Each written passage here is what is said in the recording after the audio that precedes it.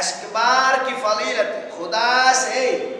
خدا کی محبت میں، خدا کا خوف میں روزہ اشکبار ہو جائے، اس کی خشیت،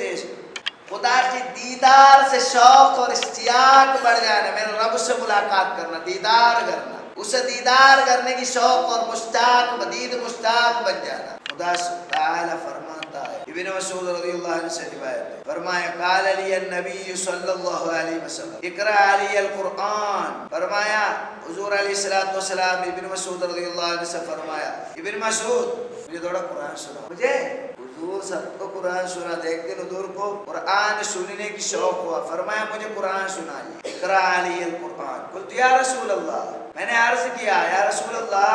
اقرأ علیکا، میں آپ کو قرآن میں سنا کر دوں، فرمایا میں آپ کو پڑھ کر سناؤں،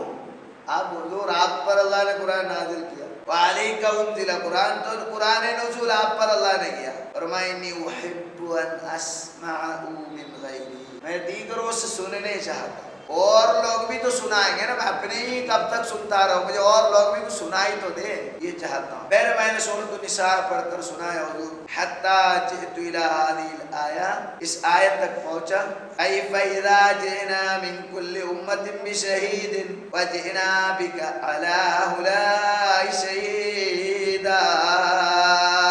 یہ آیت کا مفہوم یہ تھا، ایسے حضور میں آپ کو ہر امتوں کے گواہی ہم پیش کر کے ہمارے سامنے کریں گے، اور آپ کو بھی آپ کی امت کی، وَجِئْنَا بِكَ عَلَىٰ هَؤُلَاءِ شَهِيدًا، آپ کی امت کی اور گواہ بنا کر آپ کو پیش کریں گے۔ تو یہ آیت جب آیا مفہوم سورۃ النساء میں نے پڑھ کر سنایا، حضور نے فرمایا بس بس بس بس حسبک اللہ، اب بس بس بس، فالتفت الیہ، میں نے رخ کر کے جب موڑ کر دیکھا حضور علیہ السلام کو، فَإِذَا عَيْنَاهُ تَذْرِفَانِ، حضور علیہ السلام کی چشم باب سے معلوم، یہ حضور علیہ السلام کی دید نمی ہو رہا ہے۔ یہ امام بخاری انس رضی اللہ عنہ سے روایت ہے، خطب رسول اللہ صلی اللہ علیہ وسلم خطبتاً، حضور علیہ السلام نے ایک خطبہ پیش کیا، تقریر، اس کو عربی میں بولتے ہیں خطبہ، فرماتے ما سمعت من مثلها قط، کبھی ایسے خطبہ ہم نے سنا نہیں، ایسے بلیغ اور معنی خیز اور خشیت دار خطبہ ہم نے کبھی نہ سنا۔ فرمائے اس خطبے کا مفہوم، لو تعلمون ما اعلم لضحکتم قلیلا ولبکیتم کثیرا، جو میں جانتا ہوں بات اگر آپ جان جائیں گے تو آپ بہت کم مسکراتے، وَلَبَكَيْتُمْ كَثِيرًا،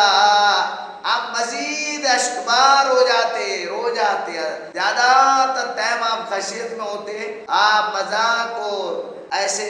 مسکراہٹ، ہنسی خوشی اس طرح کی باتوں میں کم پیش کر، حضور علیہ السلام فرماتے، یعنی آخرت کے ارادے پر ہونا بڑی عبادت ہے۔ ایک اور حدیث میں ابی ہریرہ رضی اللہ عنہ سے روایت ہے، قال قال رسول اللہ صلی اللہ علیہ وسلم لا یلج النار رجل بقى من خشیت اللہ،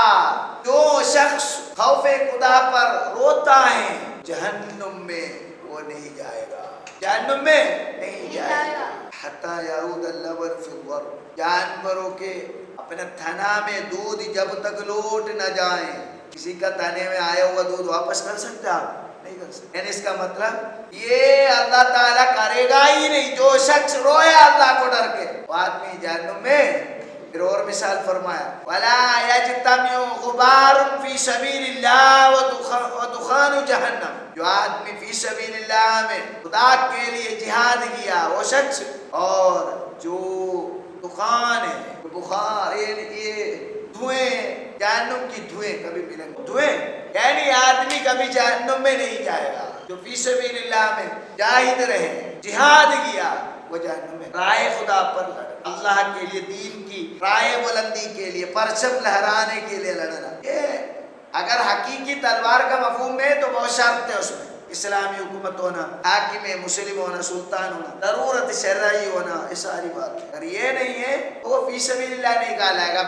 اپنے حکومتیں بڑھا رہا ہے، انہیں اسلام سے مطلب نہیں، اپنی تخت شاہی کو بڑھاپا دے رہا ہے، راجدھانی وسعت کر رہا ہے، وہ فی سبیل اللہ کی لڑائی ہے۔ امام ترمذی روایت کرتے ہیں قال رسول اللہ صلی اللہ علیہ وسلم سبعۃ یظلهم اللہ فی ظلہ یوم لا ظل اللہ سبحانہ و تعالیٰ اپنے پرچائے میں موقع فرمائے گا، اسپیشل پرچایا روزے کی قیامت میں اپنے عرش کے پاس اسے نوازے گا۔ وہ 7 گروہ جو ہیں کون ہیں؟ یوم لا ظل الا ظلہ،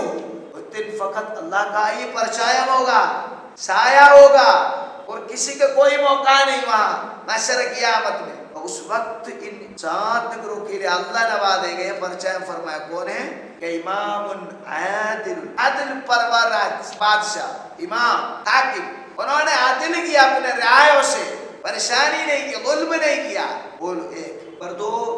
وشاب نشا فی عبادت اللہ، وہ نوجوان اللہ کی عبادت گزاری میں وہ اپنے زندگی کو مرتب کیا، ترتیب دیا ہے عبادت میں، مستی میں نہیں، دنیا داری میں نہیں، دین چھوڑ کر نہیں، نماز چھوڑ کر نہیں، انہوں نے عبادت اور درس، علم، دین، ذکر، اذکار یہ پڑھا۔ یہ نوجوان انہیں بھی اللہ کے عرش کا سایہ روز قیامت میں اللہ نوازے گا۔ ایک اور شخص وَرَجُلٌ قَلْبُهُ مُعَلَّقٌ بِالْمَسَاجِدِ، وہ شخص اس کا دل مسجد میں تعلق رکھتا ہے، امتن نماز کے یاد، مسجد میں جانے کی، مسجد کی باتوں پہ، مسجد کے کاموں پہ، دل میں مسجد کے پیار محبت میں جینے والا شخص، اسے بھی اللہ تعالیٰ روز قیامت میں کسی دن کسی کا پرچائے نہیں، اس دن اللہ تعالیٰ اپنے عرش کے سائے سے نوازے گا۔ اور شخص وہ ہیں رجلان تحابا فی اللہ واجتمع علیہ وتفرقا علیہ، دو شخص محبت للہ کے لیے کیا، دنیا کے لیے نہیں، اللہ کے لیے محبت کیا، اللہ کی محبت میں اتفاق رہے، اللہ کی محبت میں جدا رہے۔ ایسے اللہ کو محبت کرنے والے 2 شخص وہ بھی جنت، اور ایک وہ شخص اور شخص فرماتے ہیں، اور شخص یہ ہیں رجل دعته امرأة ذات منصب و جمال، حسین و جمال، حسب و منصب و عصمت والی لڑکی نے دعوت دیا، لائک دیا، لیٹر بھیجا اور دعوت دیا، اس نے اس کی دعوت کو جو ہے نا اس نے دھتکار دیا، نہیں میں نہیں ہوں، انی اخاف اللہ، مجھے اللہ کا ڈر ہے، اس کا بلاوے کو اس نے دھتکار دیا۔ ایسے شاب والے کو بھی اللہ کہاں اور عرش پر چاہے اللہ تعالیٰ عطا فرمائے۔ اور شخص یہ وَرَجُلٌ تَصَدَّقَ بِصَدَقَةٍ فَأَخْفَاهَا حَتَّى لَا تَعْلَمَ شِمَالُهُ مَا تُنْفِقُ يَمِينُهُ، وہ شخص ہے اور اس نے ایسا صدقہ رائے خدا پر دیا ہے، اور اس کے سیدھا ہاتھ نے جو کچھ کیا ہے اس کے الٹا ہاتھ کو بھنک بھی نہیں لگنے دیے، یعنی پوشیدہ سے رازداری سے اللہ کے لیے دیا کہ دنیا واہ واہ کرے اور مجھے تالیاں بجائیں، میں یہ گفٹ دے رہا ہوں، کوئی مطلب نہیں، فقط اللہ کے لیے دیا ہے، وہ شخص کو بھی عرش کا پرچائے میں۔ ایک اور شخص فرماتے ہیں رجل ذکر اللہ خالیا فاضت عیناہ، شخص اللہ کو ذکر کرتا رہا تنہائی میں، اپنے آنسو بہاتا رہا، شخص کو بھی عرش کا پرچائے